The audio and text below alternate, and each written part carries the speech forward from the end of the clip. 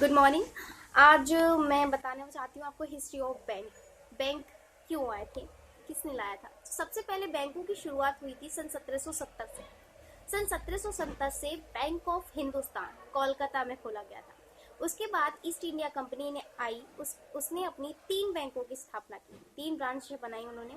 पहली बैंक की था 1806 में स्थापना की, 1806 बैंक ऑफ बंगाल। उसके बाद सन 1840 बैंक ऑफ बॉम्बे, जिसे मुंबई कहा जाता है आधुनिक में। उसके बाद आया 1843, 1843 the bank of Madras means Chennai में खोला गया। उसके बाद इन्होंने क्या किया, ईस्ट इंडिया कंपनी ने इन तीनों बैंकों का राष्ट्रीयकरण कर लिया। राष्ट्रीयकरण करके सन 1921 में इंपीरियल बैंक ऑफ इंडिया की स्थापना की। उसके बाद कुछ समय के बाद क्या हुआ, इंपीरियल बैंक ऑफ इंडिया का सन 1955 में SBI state bank of India में राष्ट्रीयकरण कर दिया गया।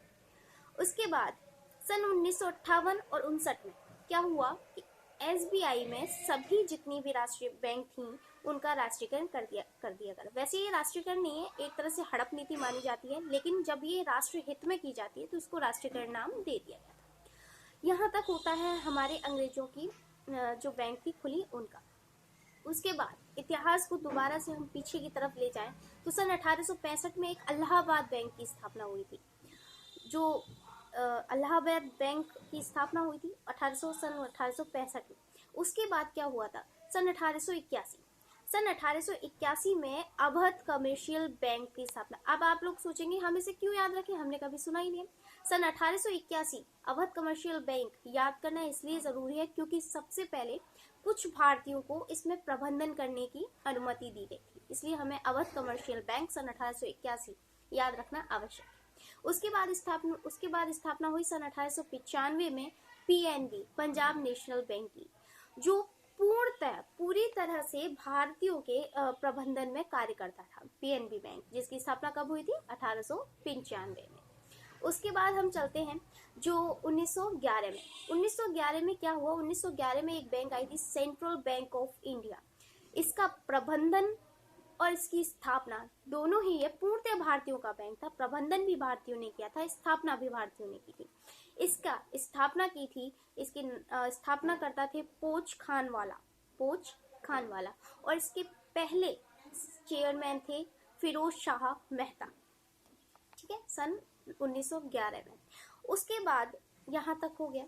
अब एक बात करें कि क्या हुआ, एसबीआई बैंक जैसा कि मैंने आपको बताया था कि इसकी स्थापना राष्ट्रीयकरण के द्वारा इंपीरियल बैंक से हुई थी सन 1955 में। अब एसबीआई में क्या हुआ कि सन 1969 आया। सन 1969 में क्या होता है कि 14 बड़े बैंकों का एसबीआई में राष्ट्रीयकरण कर दिया जाता है, जिनकी संपत्ति को टोटल कितनी थी, 50 करोड़ रुपए थे। 50 करोड़ रुपए की संपत्ति वाले 14 बड़े बैंकों को एसबीआई में राष्ट्रीयकृत कर दिया गया। उसके बाद इसका प्रारंभ होता है सन 1969 के बाद में सन 1980 में। सन 1980 में पहले 14 बैंकों का राष्ट्रीयकरण हुआ था। अब सन 1980 में 6 बड़े राष्ट्रीय बैंकों का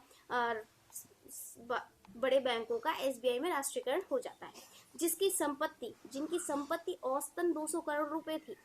अब उसके बाद क्या हुआ कि सन 1980 तक के इतिहास में हमने इतने सारे 20 बैंकों का राष्ट्रीयकरण कर दिया, किसमें, एसबीआई बैंक में, जिसकी स्थापना कब हुई थी दोस्तों, सन 1955 में। ठीक है, अब उसके बाद हम बात करते हैं सन 1993 की। सन 1993 क्यों याद रखना जरूरी है बैंकों के लिए, सन 1993 में न्यू बैंक ऑफ इंडिया, जो एक बैंक था, न्यू बैंक ऑफ इंडिया को पीएनबी पंजाब नेशनल बैंक में राष्ट्रीयकृत कर दिया गया। इसका मतलब अब तक सन 1993 तक एसबीआई में कुल 19, क्योंकि एक इसमें मिक्स हो गया, जैसा कि मैंने देखा होगा आपने पहले।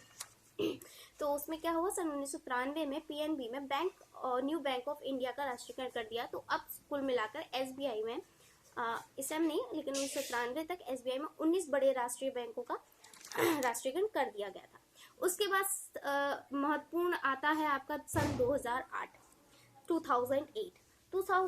में क्या हुआ था, एसबीआई बैंक में सौराष्ट्र बैंक का भी राष्ट्रीयकरण कर दिया गया। उसके बाद सन 2010 इसमें एसबीआई में स्टेट बैंक ऑफ इंदौर का भी राष्ट्रीयकरण कर दिया गया। इसके साथ साथ इसमें 1 अप्रैल सन 2017 में जो महिला राष्ट्रीयकरण बैंक था ना, उसको भी इसमें मर्ज कर दिया गया, राष्ट्रीयकरण इसमें कर दिया गया। उसके बाद क्या हुआ, सन 2018 में आपने देना बैंक सुना होगा, विजया बैंक सुना होगा।